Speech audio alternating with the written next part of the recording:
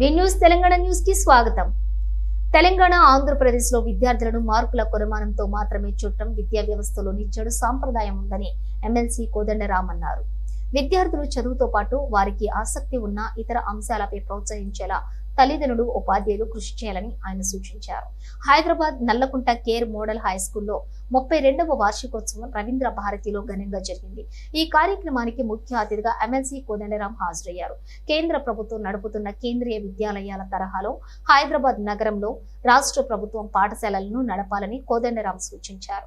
ఈ విషయాన్ని ముఖ్యమంత్రి దృష్టికి తీసుకెళ్లినట్లు తెలిపారు. విద్యార్థులను మార్కుల కోణంలో చూడటం వల్ల వారి యొక్క వికాసానికి ఆటంకం ఏర్పడుతోందని, దాంతో వారు మానసిక ఒత్తిడికి గురై చిన్న చిన్న సమస్యలను ఎదుర్కోలేకపోతున్నారని అన్నారు. కేర్ మోడల్ హై స్కూల్లో విద్యతో పాటు కల్చరల్ యాక్టివిటీస్, స్పోర్ట్స్, వివిధ రంగాల్లో విద్యార్థులలో ఉన్న ప్రతిభను వెలికితీయటం గొప్ప విషయమని కోదండరాం అన్నారు. తమ సంస్థ గత 32 సంవత్సరాలుగా చదువు ఒక్కటే కాకుండా వాల్యూ ఎడ్యుకేషన్ మీద దృష్టి పెట్టామని పాఠశాల ప్రిన్సిపల్ ఆవుల పద్మ అన్నారు. కేర్ మోడల్లో చదువుకుంటున్నటువంటి పూర్వ విద్యార్థులు ప్రస్తుతం ఉన్నత స్థాయిలో ఉన్నారని తెలిపారు. చదువుతో పాటుగా సంస్కృతి, సంప్రదాయాలు అందిపుచ్చే విధంగా కృషి చేస్తున్నామని చెప్పి స్పష్టం చేశారు. ఈ సందర్భంగా విద్యార్థులు సాంస్కృతిక కార్యక్రమాలు, స్కిట్స్, వెస్ట్రన్, ఫోక్ డాన్సులతోటి అలరించారు. మన దగ్గర ప్రత్యేకించి తెలంగాణ రాష్ట్రంలో కానీ అటు ఆంధ్రప్రదేశ్లో కానీ విద్యా వ్యవస్థలో ఒక చాలా చెడ్డ సంప్రదాయం ఒకటి ఏర్పడిపోయింది. విద్యార్థులను కేవలం ఒక మార్కులతో కొలవటం అనేది ఇందులో ముఖ్య అంశం. ప్రతి విద్యార్థిని మార్కులను బట్టి అంచనా వేయటం, దానివల్ల పిల్లల మీద అందరు మార్కులు సాధించలేరు, కొందరు మార్కులు రావు, కానీ ఆ పిల్లలు కూడా చదువులో వాళ్ళు కూడా రాణిస్తూ ఉంటారు.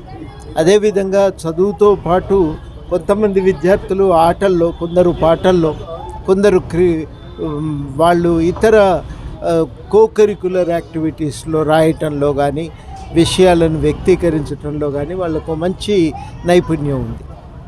ఇట్లా పిల్లలను వాళ్ళకు మనిషి జీవితమే అనేక అంశాలు ఉంటాయి. జీవితంలో మనిషి ఎప్పుడు కూడా ఒక్కదాంతో సంతృప్తి చెందడు, అన్ని రంగాల్లో కూడా రాణించే ప్రయత్నమే చేస్తూ ఉంటాడు. తనకు నచ్చిన పని మీద ఎక్కువ దృష్టి పెడుతూ ఉంటాడు.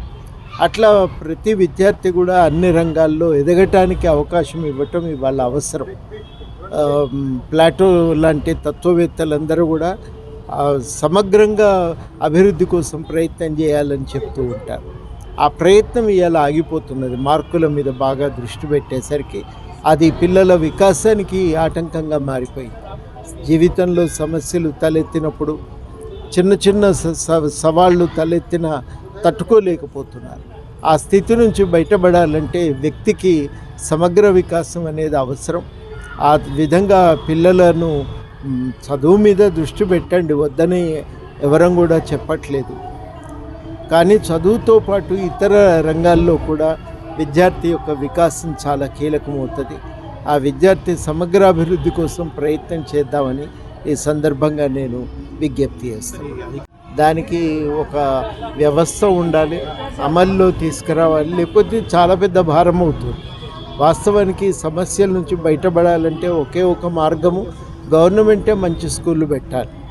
రెసిడెన్షియల్ స్కూళ్ళు అవి జిల్లాలలో పెట్టిండ్రు. అదేవిధంగా కేంద్ర ప్రభుత్వం కూడా చొరవ తీసుకొని కొన్ని స్కూళ్ళని ఏర్పాటు చేసింది, కేంద్రీయ విద్యాలయాలను కూడా ఏర్పాటు చేసింది. కానీ ఆ కేంద్రీయ విద్యాలయాల తరహా స్కూళ్ళు ఏవి కూడా హైదరాబాద్ లాంటి నగరాల్లో లేవు. ఇవాళ తల్లిదండ్రులందరూ కూడా అట్లాంటి స్కూళ్ళకు పంపాలనే తాపత్రయం ఉంది. అందులో సీట్లు చాలట్లేదు. అవి విస్తృతంగా హైదరాబాద్ లాంటి ప్రాంతాల్లో కేంద్రీయ విద్యాలయాలన్నీ కేంద్ర ప్రభుత్వం పెడుతుంది. వాటిని పెంచుకోవటానికి ప్రయత్నం చేస్తూనే అదే స్థాయి కలిగిన, అదే ప్రమాణాలతో విద్యను అందించగలిగేటువంటి స్కూళ్ళను రాష్ట్ర ప్రభుత్వం కూడా హైదరాబాద్లో ఏర్పాటు చేస్తే కొంత ప్రైవేట్ సంస్థల మీద ఈ ఫీజుల భారం కూడా అది తగ్గటానికి అవకాశం ఉంటుంది. కాబట్టి నేను గవర్నమెంట్కి విషయం మీద సూచన చేస్తూనే ఉన్నా. కేంద్రీయ విద్యాలయాలు పోలినటువంటి విద్యా సంస్థలను రాష్ట్ర ప్రభుత్వం చాలా కాలనీలలో, బస్తీలలో ఏర్పాటు చేయాలి. చాలామందికి ఈ ఫీజులు కట్టలేని స్థితిలో ఉన్నారు. వాళ్ళందరూ కూడా నాణ్యమైన విద్య పొందడానికి తోడ్పాటు అందించాలని కూడా కోరుతా ఉన్నా. తప్పనిసరిగా బడ్జెట్ సమావేశాల్లో ఈ విషయంపై మరింత దృష్టి పెట్టి సాధించే ప్రయత్నం మనందరం కూడా కృషి చేసి సాధించే ప్రయత్నం చేయాలి.